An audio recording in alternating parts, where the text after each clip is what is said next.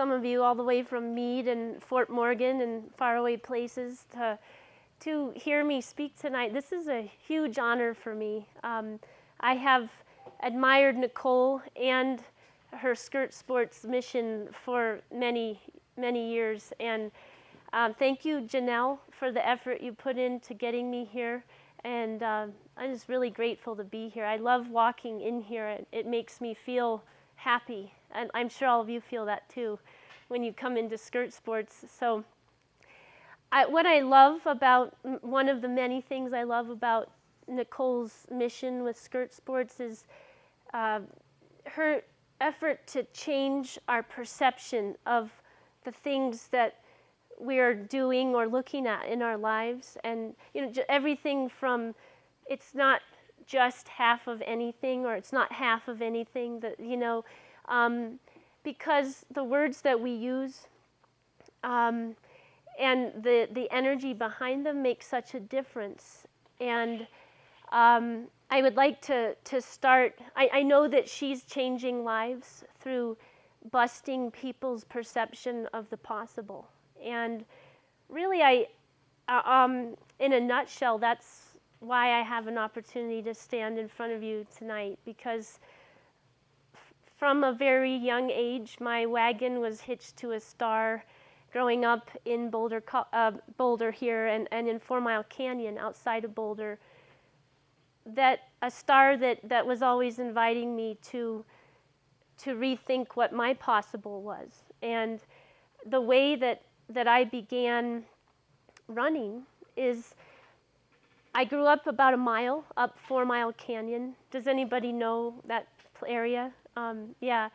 And I was about 9, maybe 8, and I announced to my family one day, I'm running to the house behind the rock.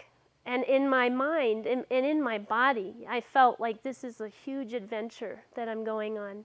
I'm stretching myself. I'm venturing into the great unknown. And I said, see you later. And I crossed over the bridge, across the creek, and I turned my nose up canyon, and I was back in about a minute.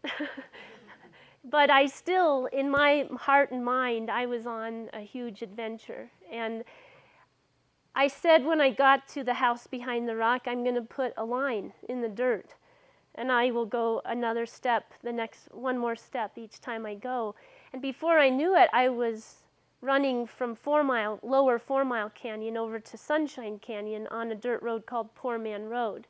And that became my field of dreams as a kid. And it's where I chiseled myself into the first girl to ever break 10 minutes for 2 miles. And I didn't really realize it till a lot later, but I don't think that any girl in the United States was pushing herself to run uphill as fast as she could and turning around and flying back down as fast as I could, with the intensity that I brought to it. And that's what enabled me to accomplish not only breaking 10 minutes for 2 miles and setting a national record that was just beaten 2 years ago by a girl named Mary Kane.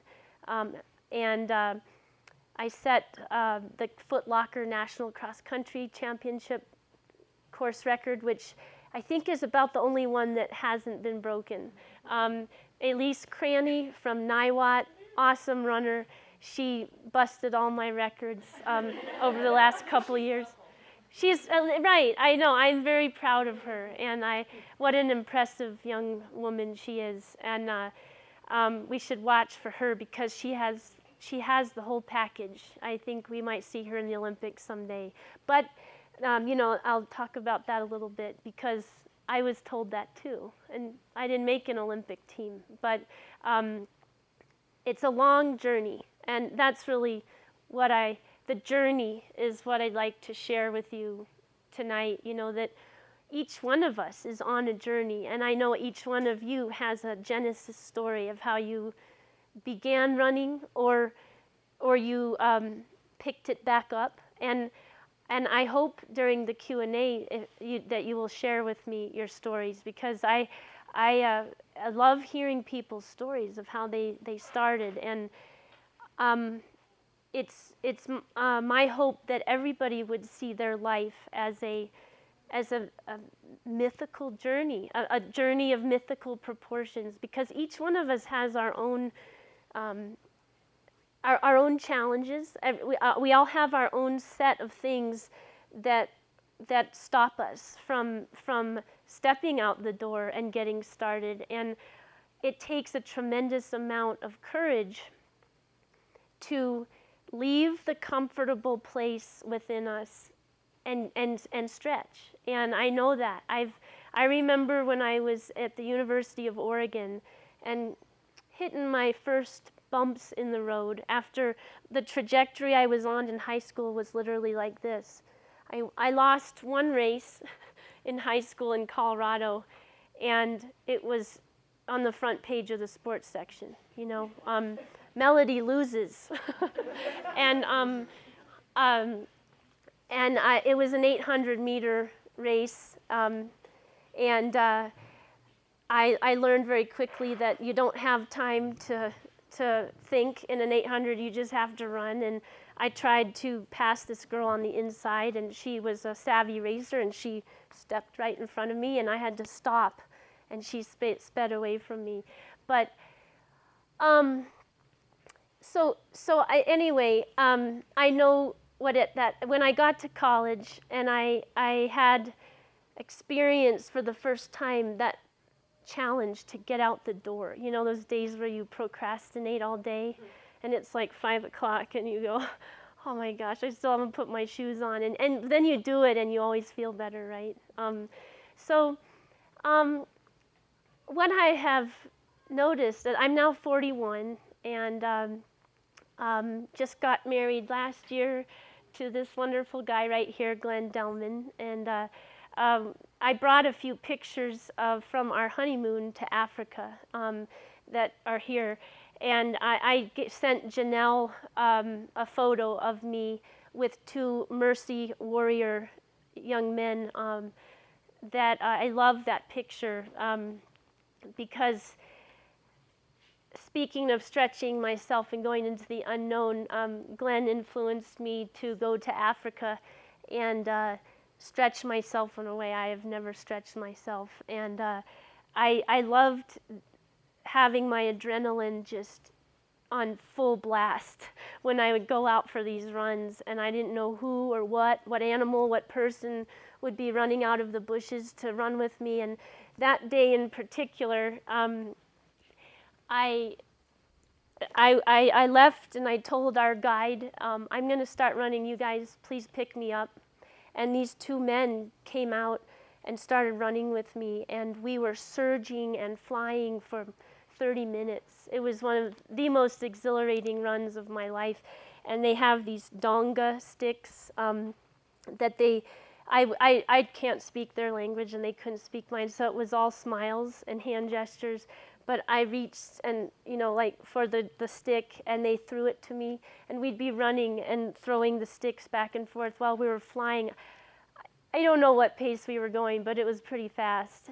And so you know, from starting in the 4 Mile Canyon and venturing out into the unknown territory to the house behind the rock and stretching that one step at a time to being 41 years old and having an adventure like this, and also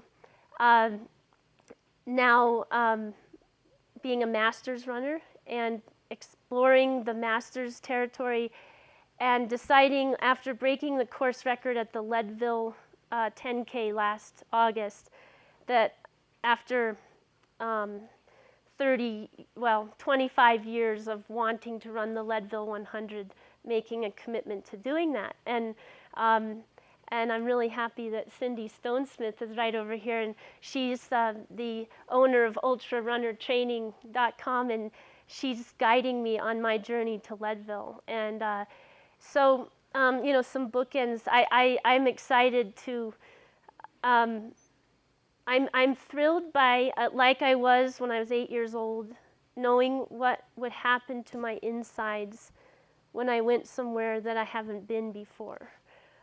Not just physically, but psychologically and emotionally, and depending on your point of view, spiritually. And I find that running it's been the guidepost for me in my whole life. And that Genesis story that I shared with you of one step at a time up the canyon, it has created, as I look at my life, a pattern of seeking out situations that make me a little bit uncomfortable, and uncomfortable in a good way, because it's actually stretching myself. And the big thing, that actually busted it all wide open for me after that trajectory of this and hardly any losses, as I told you, third in the world cross country championships, multiple state records, national records. The big kick from the nest and my comfort zone was my mother getting cancer in high school. And she died 2 weeks after I graduated from high school. And here I was, the nation's top recruit, and I was expected to enter the University of Oregon and start winning races and be the top runner on a team that already had great senior women on the team. Huge expectations from within and without. And I didn't want to go anywhere. And I had to find out if I really, my love of running and that experience, that embodied experience of inside and out, it transforming me, was tested in college. And those are the days in the Oregon rain when I hit that funky period. And so I know what that's like when you're kind of, you can't get out of your own box. And so that was all part of my journey, though. And I decided on Oregon in July of right before my freshman year in college, and went to Oregon. Then seemed like a wild and woolly place, at this far away place, and I had a full ride. I was fortunate. I was that good that it was like a free ticket, and so I just went and began the journey of learning how to keep my love for running in the forefront, which actually that wouldn't be most people's intention, I've learned. But I thank my mother, who taught me to listen to my gut. And because of that, I ended up saying goodbye to Oregon after my freshman year, after a year of a lot of frustration and just not being happy. I said, I've got to get happy. And so I decided to, again, leave the comfort of being, having a plan and having the safety net of college. And I left and I came back to Boulder and took a year off. And as a woman, as a young runner, I hadn't even started menstruating yet, because I had pushed my body so much, and all that started, and that was a very good thing to let the body grow and be healthy. And I know that experience for young, talented female distance runners firsthand. And so, anyway, that theme of stretching myself and going into the unknown was again at work when I actually came home. So the place here in Boulder that used to be the comfortable place was kind of new again, and I chose to go back to Oregon a year wiser and having allowed myself to laugh and learn how to have fun and a little bit more of a balanced person. And my mother had given me the advice when I was running so well in high school. She said, just don't go to college your first year. Why don't you go travel or take a year off? And I was like, no, Mom, I can't do that. I have to keep going. And I did what she told me to do a year later. And so I took time. I'm grateful I had her voice in my head. And, but I had to finish what I started. So I went back to Oregon and I finished out my college career there and made the best friends of my life. And all I wanted when I left Oregon was I had a metaphor in my mind. I wanted to be jumping on a spring diving board and it like bending and then ready to just fling me into an awesome future. That was the image in my mind. And I came up with that because I noticed that most of the women at Oregon were not leaving the school that way. They were beaten down, they were frustrated, they didn't like our coach. And I said, I'm going to do what Nicole does, I want to change this perspective. I want to leave here loving my coach, at least respecting him, and I want to be feeling that I'm in control of my destiny. And so the Olympic trials were happening in Atlanta in 1996, and my number one goal was to make those Olympic trials. And I ran a qualifying time and got to go to Atlanta, and I went down there and I had a sponsorship waiting for me from Nike, and that started my professional career. So I had my dream came true, so to speak, of getting to run for my living and pursue my Olympic dreams. And just like I've explained that my college path was was circuitous. I wasn't most kids that were recruited the way I was. They would not have taken a year off. They would have stayed and just hammered away at it until who knows what. But my professional running career, which lasted full time for 4 years, I found myself looking for myself, and what the message that I got in order to keep pursuing the satisfied, embodied life was I got physical pain to wake me up and change up my patterns, change how I perceived the world and myself. And I have very large bunions on my feet, and I was told when I was 14 here in Boulder by a doctor that I would have to wear orthotics, and I was only buying time until I would have to get serious surgery someday. And I was told that through college and everything. So here I was,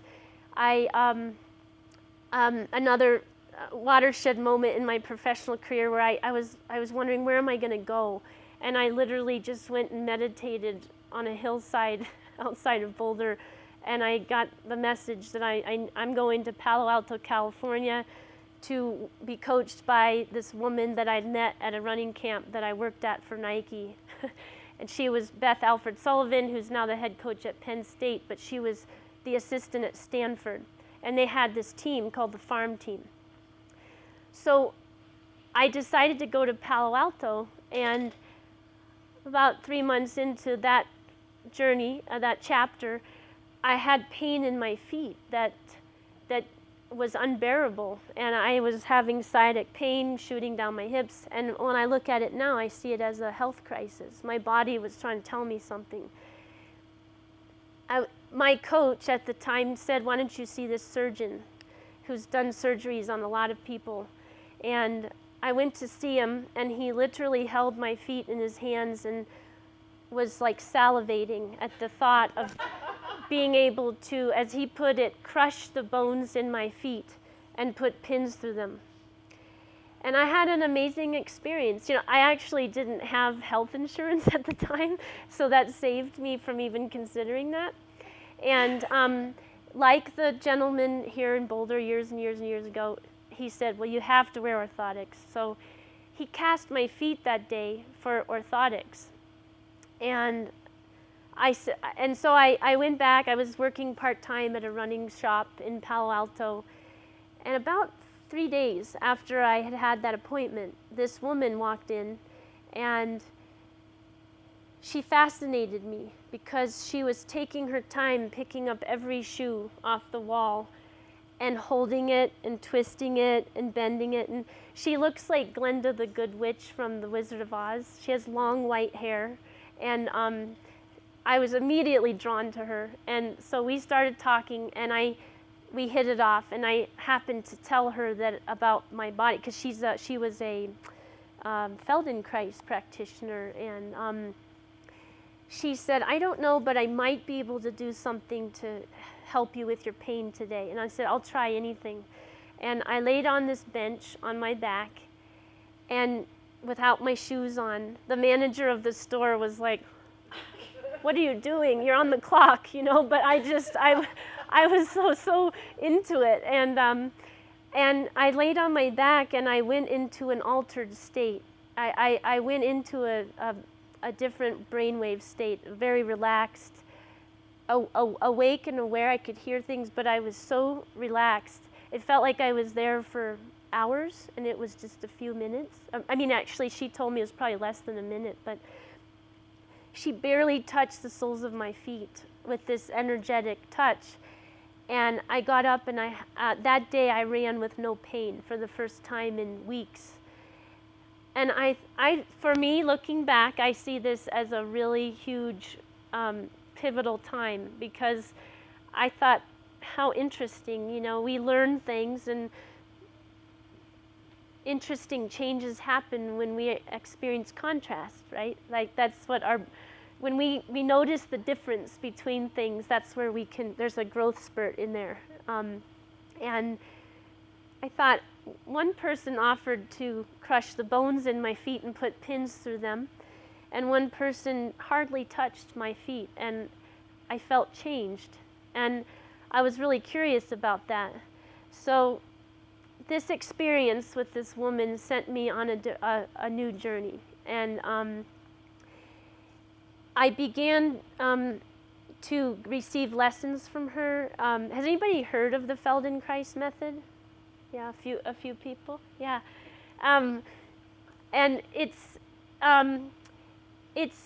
a practice that that is predicated on being present in your body, and not only present, but actually, as I like to say, you have to get out of your own way. You have to stop the judgment from here, and you just explore. And actually, when I started, and I said one of the reasons I love being here and being associated with Nicole is that, you know, it's a half marathon is not half of anything. Like she's inviting us always to change our perspective and see things a little differently. And the Feldenkrais Method did that for me in a very deep and profound way. And one of the cornerstones, the quotes from it that I love is, "It is difficult and tiring to try to do what you cannot yet do." Like maybe many of us here feel like we can't run a half marathon yet, right? But it is not tiring to explore the unfamiliar. And it's a really subtle change, but if we go from thinking, oh, I can't do this yet, to I'm just exploring unfamiliar territory. I'm just exploring. And that's how the Feldenkrais Method that was born. Moshe Feldenkrais actually, the foundation of the work, he studied humans from the moment they're born to age 3 and observed how babies teach themselves to lift a head, to move a hip, and go from Frankenstein walk to not from homolateral to I can't remember the other word right now, sorry, but opposite. And that's a huge thing. And so you explore how you remember how you learned to move when you weren't judging yourself. Children don't have from birth to 3 don't have judgment about I'm doing this wrong. They get up and fall down and get back up thousands and thousands of times. We all did, to teach ourselves how to move in the world, literally. And so that's another talk in itself, but that work began to bring an embodied experience of running to my life, where having I'm proud to say and happy and relieved to say that I started running because I loved it. And that story of running up the canyon, I gave myself wings doing that. And along the way, as competition came on into a play, and all the expectations that people in the running world had of me, and my life experiences that were challenging, all of it. Running became, for a while, like my therapy, which I think it is for many of us. But we have to really be careful about our relationship to running, because we can abuse it. And starting to do the Feldenkrais Method and become more aware of my thoughts, which if we repeat a thought enough, it becomes a belief. So we better be darn sure that it's a belief that is uplifting or life-affirming. And I think that's what Nicole's work does through a really cool brand, is actually, it helps chip away at those walls that we put around ourselves. And so starting to learn through our own experience how we can do that, and it has brought to life like a purpose to my running over the last 20 years, and I now teach the Feldenkrais Method to people, and get no greater satisfaction than to help people feel at home in their own bodies. And really, that's what I think. That's what we're all after. Is they say we're all looking for a womb with a view. So it's literally true. And the journey continues. And I just am fresh off a trip to Albany, New York, where I was a repeat champion of our Masters race out there, the Freihofer Run for Women, which, if any of you are ever in that neck of the woods, way up in Albany, New York, in May, that is a really empowering race to do. I encourage you all to view your lives as this wonderful journey of exploring the unknown. The cool thing about running is that we set a physical goal, but we're actually exploring unexplored territory within as we're exploring the unexplored territory without, because we have to change our perspective, right, in order to take that extra step and go further than we ever have. And the nice thing about running is that it actually happens in tandem. That the two things happen at the same time, pretty much. But we can change our own perception, our own situation by one single run, right? We change our whole brain chemistry, our physical chemistry with one run. And I'm looking forward personally to seeing what my brain and my heart and my soul do running for 18 hours without stopping. And you know, I hope that I can be out. How many of you are going to the race on June 14th? Oh yeah, a lot of you. I'll be out there with some kids that I coach, and also I think a couple of women. And so I look forward. 5K or half marathon? Oh, half marathon. Okay, great. 10K. Oh, and the 10K. Cool. Well, I'm doing the 5K. But I will look. I'm really excited about that race, and really excited to be a part of one of Nicole's events, and I hope to do many more in the future. So that's about all from me right now. I would love to. I don't know, Nicole, do you have a place on your website where people do write their stories about how? Yeah. And we would love to have you submit your story. Okay. And play that up to the world. Uh-huh. Sure. Yeah. We have a story section on the site for sure. And many women in the room have submitted stories, haven't you? Yeah, so some of you are already listed. So you'd be good company, that's for sure. Yeah, good. Well, I would love to read your stories. And if anybody wants to share with me afterwards or after we run or whatever, please do. I'm rambling a little bit. I'm sorry. I have a fever today, and I feel like my brain just kind of lost it a little bit there for a minute. But yeah. Does anybody have any questions or thoughts or yeah? Part of what you had posted on the Facebook page was make yourself the hero. Yeah. And could you just speak to that and where that originated from? And yeah. Well, I borrowed that. I actually saw a shirt, a T-shirt, when I was in high school that said that, and it was so cool. And I bought it for a friend of mine.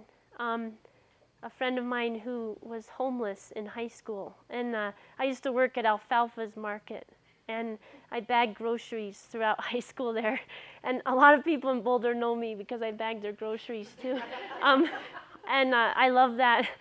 But I gave it to my buddy, Theo. And then over the years, I've become a lover of the work of Joseph Campbell, who is a mythologist. He was a comparative literature and religions professor at Columbia University, and he hung out with Carl Jung, the Swiss psychiatrist who came up with the Jungian therapy method and all that.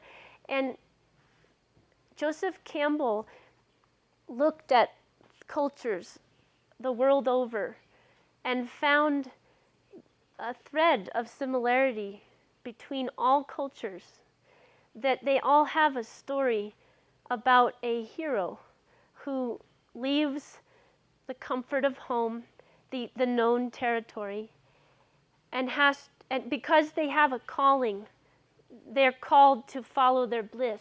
That's his famous saying, follow your bliss. And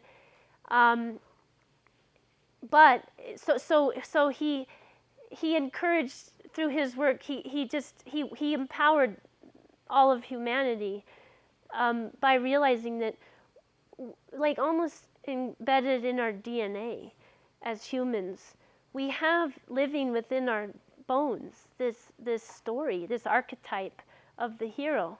It lives within each one of us. And you can read the stories from Native Americans to Indians in South America to the Maoris in New Zealand, or the Aborigines in Australia, or the Norsemen in everywhere in the world. There's a story about the hero who is hears the call to adventure and wants to follow his or her bliss. And so we strike out from the comfort of home, but we have to realize that it's not just like all roses, because we get to this threshold between the known and the unknown, outside of us and within us. And at that moment is our moment of truth, because we can either decide, am I going to to stay devoted to the call to adventure and to following my bliss, or am I going to be afraid and turn around and go back home and hang out there and just keep it cool? And it's also actually about putting our ego in check, because there's a huge risk of failure. And a lot of times we're afraid of failing. Our ego wants us to save face. So we don't cross that threshold to the unknown territory, which is really where the adventure begins. Because we have to meet our demons. We have to slay the dragon in the forest of our own insides. And it's only through it, and so you probably might be thinking already, this sounds familiar. George Lucas, who created Star Wars, it's all the hero's journey. There's tons, Harry Potter, the tons of really great stories are all based on the hero's journey. But the key, and the part that I am most motivated to share with kids today, is after facing our fears, which is really our ego that wants to keep us, from, we have to look like perfect, we have to, we don't want to, who wants us to save face. Once we confront that and we're willing to be vulnerable, really, and be brought to our knees, but we get out from the other side, and we have what he called the apotheosis, or we get the message. What's the lesson? And it's a lesson that's applicable and useful to share with all people in our lives. And so then our work is to come back home and share what we learned on the journey with our community. And then guess what? You start again. And you think, what's my new call to adventure? What's my new bliss? And again, I love running because we can go, if it's a 5K, a half marathon, a marathon, 100 miles, it's the perfect metaphor for the journey. And so that's where that came from. And when I was in high school, I had 1,001 people come up to me and say, "Oh, do you want to be the next Mary Decker Slaney? Or do you want to be the next Lynn Jennings?" She was a 3-time world cross-country champion and awesome runner. And I actually said, no, I'd like to be the next Melody Fairchild. And I was always kind of confused by that. And I know that Lynn Jennings and Mary Decker did not get where they went by. Of course, it's good to have role models. They were my role models. I mean, I had their pictures on my wall. But I am so happy to say that I just spent 2 hours last week with a high school girl. She's going to be a freshman at CU. She's not high school anymore, but she's really hitting some rough spots right now. And I asked her, well, what inspires you? Who inspires you? And she waited for a really long time, and she goes, well, this is going to sound kind of bad, but I don't have any heroes. I want to be my own person. And I was like, yeah, I don't have any concern about you. You're going to be fine. And she is in a little bit of a dark period right now, but she's going to be fine. And she said, actually, I want a little bit of a lot of people, but I want to create the masterpiece. So I think because I know that every one of us in this room has had our own journey and those moments of going from the known and the comfortable to the unknown, I think that's heroic. It really is. And I know that might sound a little bit, I don't know if it sounds extreme to you, but I think it's okay to honor that strength in you. And it's a lot, it's a big deal to get out the door some days, you know? Some days it's a big deal to get out of bed, maybe, I don't know. But, you know, so we have to be kind to ourselves and honor the journey that we're on. But, you know, and that's not to say to be complacent. It's not that at all.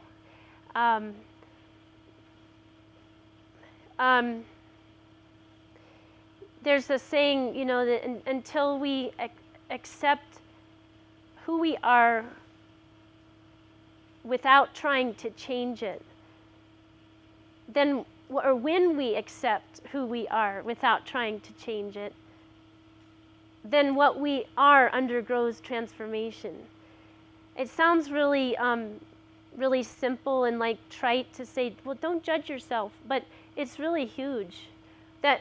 We do that, you know, like when you get ready for a race or whatever, all these doubts, right, come pouring in.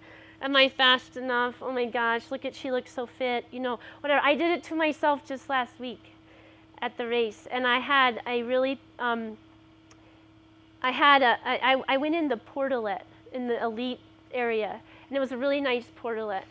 And I was, yeah, there was a mirror and a hand washing station, and I was like, it was clean, it smelled good, and I was like, oh, I was so safe in there. And there was all this music and all these people, and I was so nervous for this race because I've been doing Cindy's training, not a lick of speed work, which is by design. She didn't really want me to go this 5K anyway.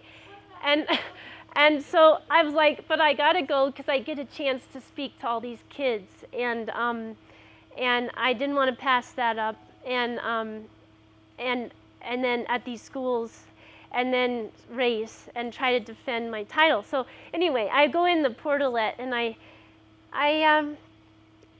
it's nice being a master, because I did something mentally that I've never done before, and I looked at myself in the mirror for like 3 minutes. I just looked in my own eyes until my whole face relaxed, and I said, Mel, get out of your own way. That's all you have to think about. And the other thing I said was just let energy flow through your body. And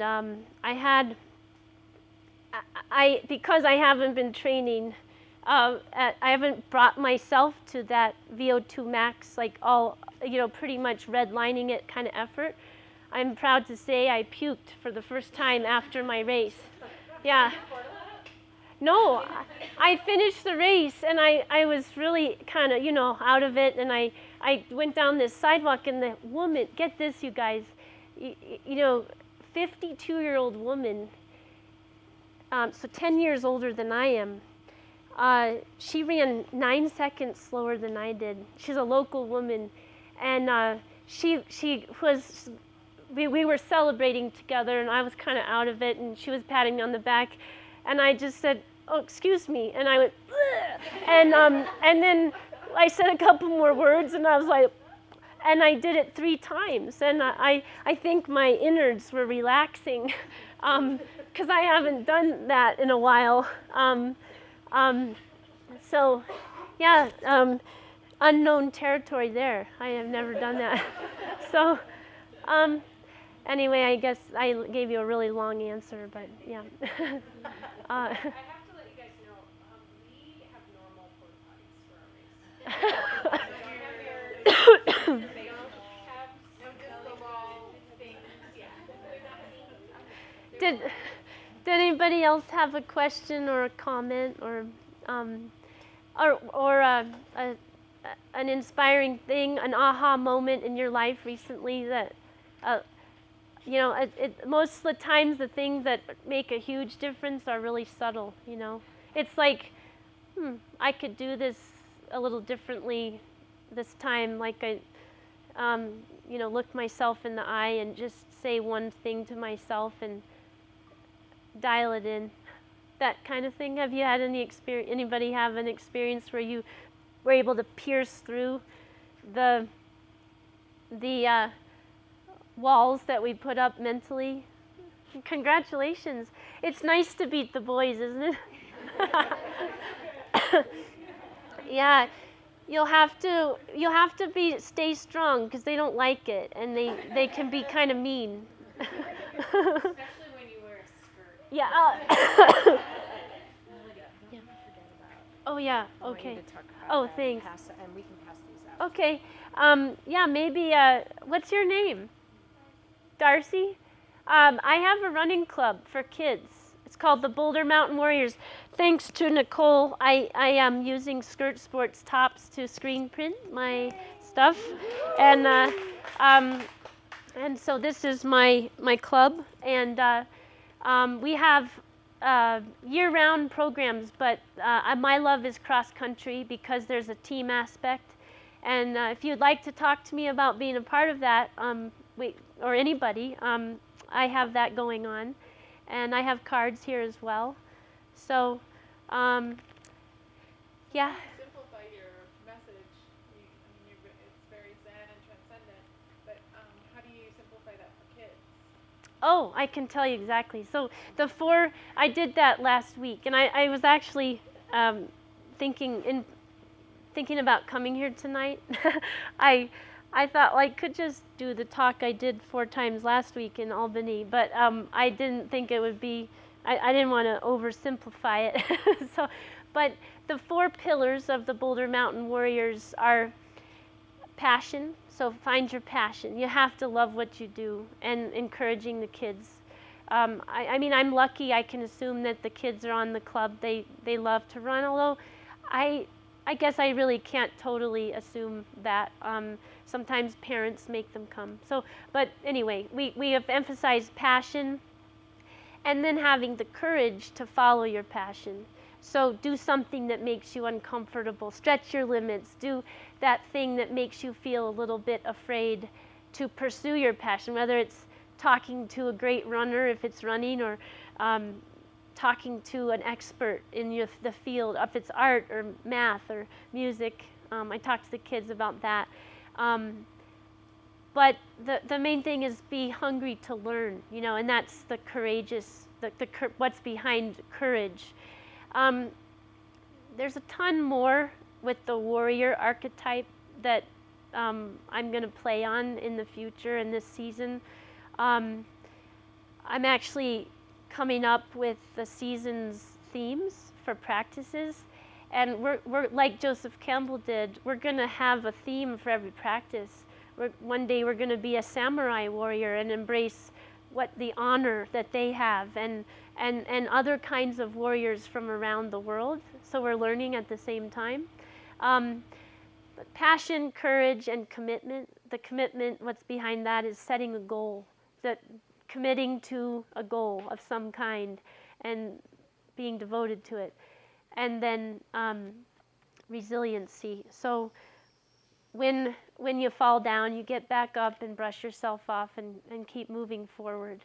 And the resiliency thing is really near and dear to my heart these days, because my niche is actually with high school girls who have talent.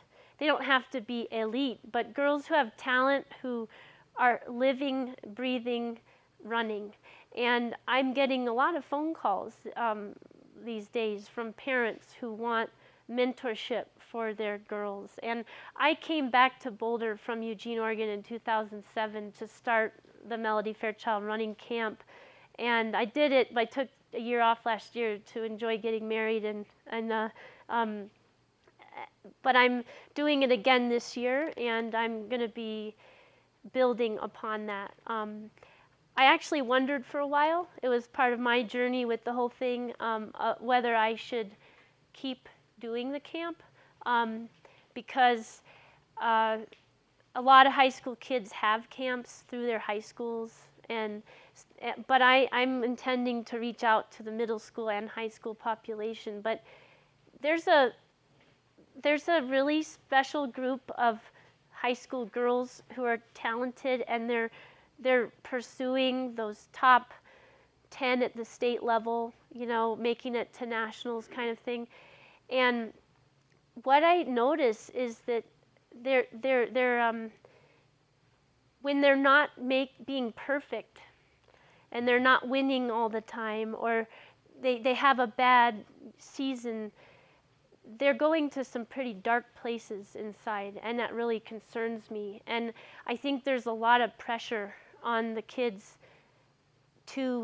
these days there's just a lot of pressure, and they're afraid to fail. And then once they start having a little rough patch, some of them are taking themselves out of the game entirely. And if there's anything that I'm learning from being a masters runner, I think Nicole alluded to it before I got up here. It's showing up. Just show up. That's important. And all of you showing up is inspiring other women who are at home right now thinking I'm to this or that to get out and run. And I hear that all the time. And I'd really like to help girls be resilient. And like when you fall down, go thank you. Like when you have a failure, be grateful, because it's building character. And there's a kind of disturbing trend in athletics with high school kids right now, where people who are coaches are throwing swag and titles and things at the kids, and they're telling the kids that they're elite, and then they go to these tournaments and they get their butts handed to them, and they're like, well, I thought I was elite, and they really aren't. They haven't worked for it. And so there's a woman, Dr. Carol Dweck. She wrote Mindset, and she's a researcher from Stanford, a psychologist, and she's done all this work around resiliency, and that's where I got that.